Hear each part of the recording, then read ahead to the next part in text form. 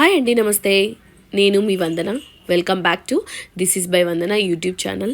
చాలామందికి ఈ వింటర్లో వేడి వేడి అన్నంతో మామిడికాయ పచ్చడి తినాలి అని ఉంటుంది. అలాంటప్పుడు మామిడికాయ పచ్చడి వేడి వేడి అన్నంకి కాంబినేషన్గా ఇలా క్యాప్సికమ్తో ఆమ్లెట్ వేసుకోండి. చాలా టేస్టీగా ఉంటుంది.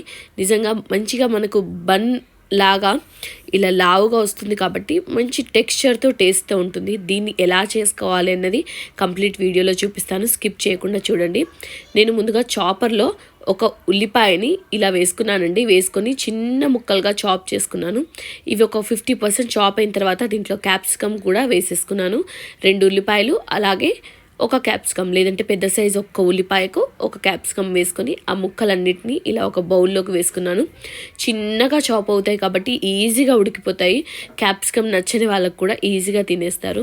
ఇప్పుడు వీటిలోకి సరిపడంత ఉప్పు, కారం, ధనియాల పొడి, గరం మసాలా, జీలకర్ర పొడి, అలాగే అల్లం వెల్లుల్లి పేస్ట్ అన్నీ వేసేసుకోవాలి. మనం రెగ్యులర్గా ఆమ్లెట్లో ఏవే వేసుకుంటావో అవి. వీటితో పాటుగా మీరు కావాలి అనుకుంటే పెప్పర్ పౌడర్ కూడా యాడ్ చేసేసుకోవచ్చండి, మంచి టేస్ట్ వస్తుంది. నేను ఇక్కడ పెప్పర్ పౌడర్ వేయలేదు, స్కిప్ చేసేసాను.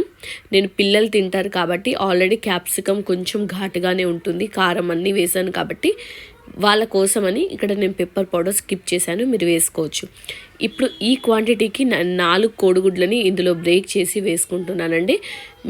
మినిమం 4, లేదు అంటే మీరు ఎక్కువ కావాలంటే ఎక్కువ కూడా వేసుకోవచ్చు. ఎగ్స్ ఎంత ఎక్కువగా ఉంటే ఈ ఆమ్లెట్కి టేస్ట్ అంత బాగుంటుంది. అలాగే క్యాప్సికమ్ కూడా మంచిగా కుక్ అవుతుందన్నమాట. వీటన్నిటిని వేసి మంచిగా బీట్ చేసుకొని దీన్ని పక్కన పెట్టేసుకోవాలండి. అంతా ఎగ్ అయితే నీలం కూడా అంత పర్ఫెక్ట్గా మిక్స్ అవ్వాలి, విడివిడిగా లేకుండా అంతా పర్ఫెక్ట్గా మిక్స్ అయ్యేలాగా కలిపేసుకొని దీన్ని పక్కన పెట్టేసుకోండి. ఇప్పుడు నేను ఇక్కడ క్యాస్ట్ ఐరన్ తవాలో వేసుకుంటున్నానండి ఈ ఆమ్లెట్ని. ఇది నేను ఇండస్ వ్యాలీ వాళ్ళ దగ్గర తీసుకున్నాను. మీరు నా కూపన్ కోడ్ వందన 768 వాడితే వాళ్ళ దగ్గర ఉండే ఆఫర్స్తో పాటుగా అడిషనల్గా 12% ఆఫర్ అయితే మీకు లభిస్తుంది. అలాగే చాలా బాగా వచ్చిందండి, నాన్ స్టిక్కీ లాగానే వచ్చింది. ఇది క్యాస్ట్ ఐరన్ తవా ప్రీ సీజనింగ్ చేసి ఉంది కాబట్టి మంచిగా అతుక్కోకుండా వచ్చిందనమాట. ముందుగా నేను తవాని క్లీన్ చేసుకున్న తర్వాత కొద్దిగా ఆయిల్ రాసి పక్కన పెట్టానండి. తర్వాత ఇలా కొద్దిగా ఆయిల్ అప్లై చేసి దాంట్లోకి ముందుగా మనం బీట్ చేసి పెట్టుకున్న ఎగ్ క్యాప్సికమ్ మిక్చర్ని మొత్తం ఇందులో వేసేసుకొని లో ఫ్లేమ్ పైన కుక్ చేసుకోవాలండి, ఎందుకంటే లోపల వరకు ఉడకాలి కాబట్టి. అలాగే ఎడ్జెస్కి కాస్త ఆయిల్ అయితే వేసాను.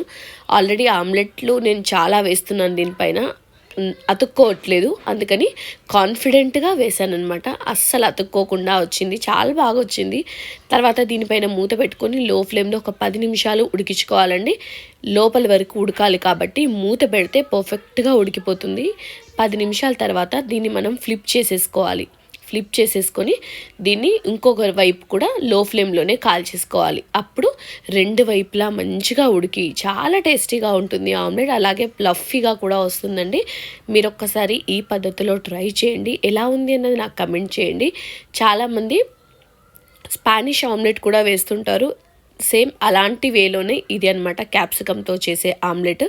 ఇలా 10 నిమిషాలు 2 వైపులా ఉడికిన తర్వాత దాన్ని మళ్ళీ ఫ్లిప్ చేసేసి ముక్కలుగా కట్ చేసుకున్నానండి. నేను పీసెస్లా కట్ చేసుకుని మేము ఇంట్లో అందరము ఇష్టంగా తిన్నామండి. చాలా టేస్టీగా వచ్చింది, అలాగే చాలా మంచిగా కూడా వచ్చింది లోపల వరకు ఉడికి.